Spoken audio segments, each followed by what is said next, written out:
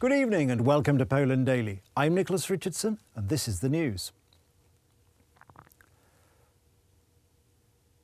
By the end of June, we will deliver 20 million coronavirus vaccinations, so announced Prime Minister Mateusz Morawiecki.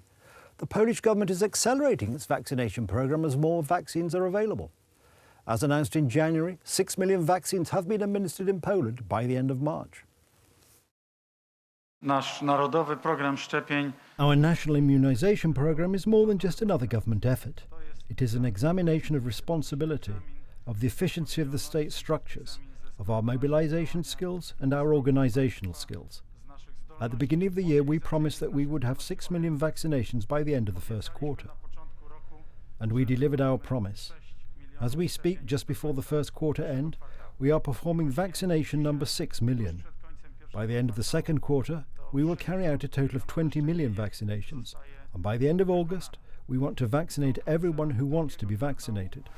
Wykonamy łącznie 20 milionów szczepień. In order for this system to work and be patient-friendly, it must be simple. That is why we decided to amend the national vaccination programme. We abandoned the second and third stages and immediately introduced population vaccinations. I am convinced that in the second quarter we will achieve the target set for us by the Prime Minister, and we will complete the vaccination of all Poles at the turn of August and September. We need to increase the number of people vaccinated so that there are enough people immune to the coronavirus to be a barrier to the development of the pandemic. Despite tough restrictions, coronavirus infections are on the increase. In the last 24 hours, 20,870 new cases were recorded. For comparison, a week ago, there were 4,000 or 25% fewer. Another 461 patients with COVID-19 have died. Over 3,000 respirators and over 31,000 hospital beds are occupied by COVID patients. The provinces of Mazowieckie, Śląskie and Dolnośląskie lead in new infection numbers. To date, nearly 2,290,000 people have acquired the disease. For over 52,000 of them, the virus has proven to be fatal. Nearly 6 million doses of coronavirus vaccine have been distributed. There are nearly 4 million Poles who have had their first vaccination and approximately 2 million who have been vaccinated with 2 doses. The Polish Parliament has demanded the immediate release of ethnic Poles detained in Belarus and the cessation of all repression against them. Several journalists and activists are under arrest on made-up charges as Alexander Łukashenko's regime continues to claim that Poland is aggressive towards Belarus. Members of the Polish Parliament want solidarity from the international community, which they have called on to react firmly to the illegal actions of the Belarusian regime. The remains of 35 people have been discovered in the Warsaw district of Białęka. Most likely, these were victims of an execution committed by Germans at the beginning of the Second World War. The Institute of National Remembrance is investigating the death of these people. Be aware that the pictures accompanying this story are rather graphic. The mass grave was found in Warsaw's Białęka district. Among the victims, the bodies of men, women and young children have been found. This mass murder might have taken place between 1939 and 1941. The bodies of murdered people are arranged in rows, one beside the other, and this may indicate that these were executions of living persons arranged in the death pit or immediately after. We may presume that the victims were whole families from nearby areas. We must remember it wasn't Warsaw that time, or the captives or people running away from the German army, which may have been captured right here. It's hard to say. The finding of this mass grave at Skiodowskie Street in Białęka district was possible thanks to information from a 90-year-old witness who remembered this incident from the beginning of World War II, when as a little boy he had seen German soldiers bringing a group of men to this place and executing them. The hypothesis shows that in addition to the 35 victims at Skiodowskie Street, there may be found other mass graves.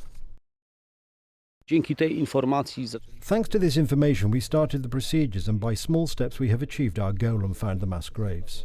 The witness was mentioned in the year 1939 and the beginning of war, but we think there may be many more graves in this area. This one might not be the one mentioned by the witness. Further historical and anthropological research will help establish the identity of the victims of the German. 35 people were waiting for 80 years in an unknown place, where people were riding bicycles and picking mushrooms, to be found. And those 35 people, whether they will be recognized or not, won't just be lying here, but they will finally be at rest in the cemetery where they belong. And this we might call fulfillment. możemy nazwać takim zadośćuczynieniem. In the grave itself, IPM employees found 3 cases from a Mauser rifle, the typical ammunition used by Germans at the time. Yesterday we reported on the New Yorker magazine story by Masha Gessen. Poles and Holocaust researchers are upset by this counterfactual accusation of Holocaust complicity.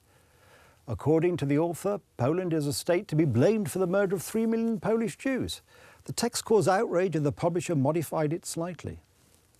After calls from the Auschwitz Museum, the American Jewish Congress and the Embassy of Poland, the New Yorker's editors have modified the controversial text. The current subtitle accuses the Polish authorities of persecuting researchers in order to clear the nation of accusations of participating in any way in the extermination process of 3 million Jews during the German occupation.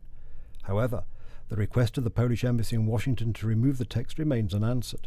Moreover, the Polish side emphasises that despite changes in the content of the publication, it still contains many errors. Masha Gessen is a Russian-American, Jewish and an LGBT activist. She wrote the text in defence of Jan Grabowski and Barbara Engelking. The 2 acclaimed international writers accused Mrs Filomena Leszczyńska's uncle of murdering Jews during the Second World War. In fact, this person had saved Jewish lives, but the authors mistook his identity for somebody else's. The authors lost the civil case in a Polish court, but had refused to apologise to an elderly woman from the remote Polish village. Piotr Siwiński, the director of the Auschwitz Museum, said the New Yorker article contained so many lies and distortions that I find it a bit hard to believe that it is a coincidence. Furthermore, when it concerns the Holocaust, any distortion of historical truth is very dangerous. This applies to all forms of denial, revisionism, and defamation of historical truth, Siwiński said.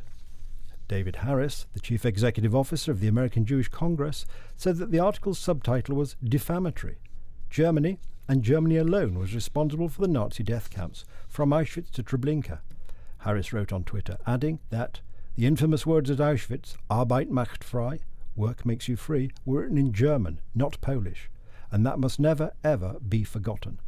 That's the news. Thank you for watching. Stay with us for the weather, Poland Daily Business, and more programmes. But from me, it's have a good night and a better tomorrow.